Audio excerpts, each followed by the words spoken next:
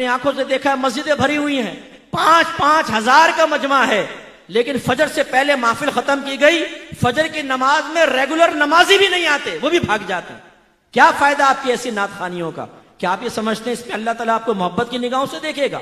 سرکار آپ سے راضی ہوں گے؟ نہیں، ہم قابل گرفت ہوں گے۔ یہ زیادہ سے زیادہ مستحب ہے، بیٹھے بیٹھے نہ بیٹھے نعت خوانی میں، کوئی فرض یا واجب نہیں ہے، لیکن نماز پڑھنا فرض، جماعت اختیار کرنا واجب۔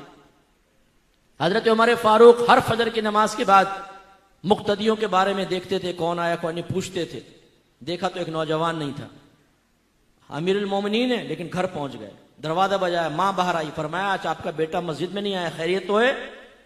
انہوں نے کہا کہ حضور وہ ساری رات نوافل پڑھتا رہا ہے، یہ نہیں کہا نعت خوانی میں بیٹھا ہوا تھا، دوستوں کے ساتھ چلا گیا تھا، ڈیوٹی سخت تھی، نہیں، وہ ساری رات نوافل پڑھتا رہا تھا۔ فجر کے ٹائم اس کی آنکھ لگ گئی اور اس کی جماعت نکل گئی۔ نماز قضا ہوئی یہ نہیں کہا ماں نے، جماعت نکل گئی۔ عمر فاروق رضی اللہ تعالیٰ عنہ نے فرمایا کہ اے خاتون، اگر تیرا بیٹا ساری رات سوتا رہتا لیکن فجر ہمارے ساتھ جماعت سے ادا کرتا تو اس کی فجر کی جماعت اس کی شب بھر کی عبادت سے بہتر تھی۔ خدا را اس خوش فہمی سے باہر آؤ، سنیوں باہر آ جاؤ۔ یہ ہمیں دھوکے میں مبتلا کیا گیا ہے کہ تم نبی کے نام کے نعرے لگاؤ، نعت خوانی کرو، نجات پا جاؤ گے۔ کوئی ایسے سٹینڈرڈ شریعت نے نہیں دیا، اطاعت رسول ہے۔ میں یہ نہیں کہہ رہا ہوں نعت خوانی غلط ہے، میں یہ نہیں کہہ رہا ہوں اس پہ ثواب ملے گا، یہ ثواب نہیں ملے، نو، ثواب حاصل ہوگا، ثواب نہیں ملے گا یہ میں نہیں کہہ رہا ہوں، لیکن ان سے مطمئن ہو کے سوچنا نبی کی مانو نہ مانو ہمیں جنت مل جائے گی۔ میدان معاشر میں پہنچیں گے تو فرشتے آئیں گے، حضور ٹنڈن سنی صاحب آپ یہاں کھڑے، جنت تو آپ کا انتظار کر رہی ہے، اور یہ مٹکتا ہوا جھومتا ہوا سیدھا جنت میں چلے جائے گا۔ مفتی صاحب لائن میں لگے ہوئے ہیں، یہ پپو نکل جائے گا وہاں پہ، کیونکہ ہر رات یہ نعت خوانیوں میں بیٹھا کرتا تھا۔ بھائی قل ہاتوا برہانکم ان کنتم صادقین، لائیے، اگر آپ کے پاس دلیل ہے تو پیش کر دینا۔ سوائے آپ کے حسن ظن کے کیا ہے؟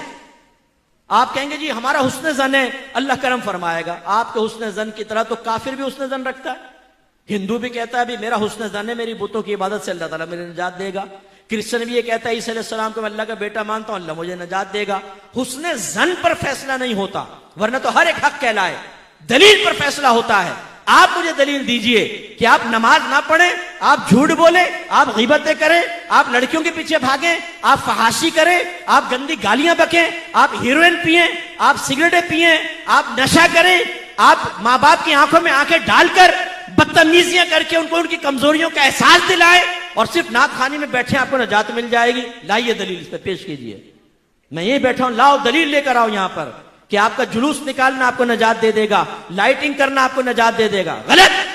اگر کسی نے آپ کے ذہن بنایا ہے، کسی نعت خوان نے ذہن بنایا ہے کہ آپ سرکار کی محفل میں بیٹھے ہیں اور جو سرکار کی محفل میں آتا ہے سرکار بروز قیامت اس کو سینے سے لگا کر جنت میں لے جائیں گے، آپ کے اوپر واجب ہے آپ اس نعت خوان کو بعد میں روکیں اور کہیں اس پہ دلیل پیش کرو۔ ٹھیک ہے ہم تمہاری بات مانتے ہیں، نہیں مانتے مفتی صاحب کی بات، وہ ڈانٹ کے چلے گئے، سخت لہجے میں گفتگو کی، تم نے بڑی پیاری بات کہی، لاؤ دلیل دو، جب تک نعت خوان دلیل نہ دے بند کر لینا اس کو گھر کے کمرے میں، بولنا کہ نہیں جانے دیں گے۔ تم نے کیسے دھوکے میں مبتلا کیا، تم نے ہمیں نمازوں سے دور کر دیا، تم نے تقوی سے دور کر دیا، حرام کھا کھا کر نعت خوانیوں میں آ کر بیٹھ کر ہم سمجھتے نجات ہو جائے گی، کیسے ہو جائے گی؟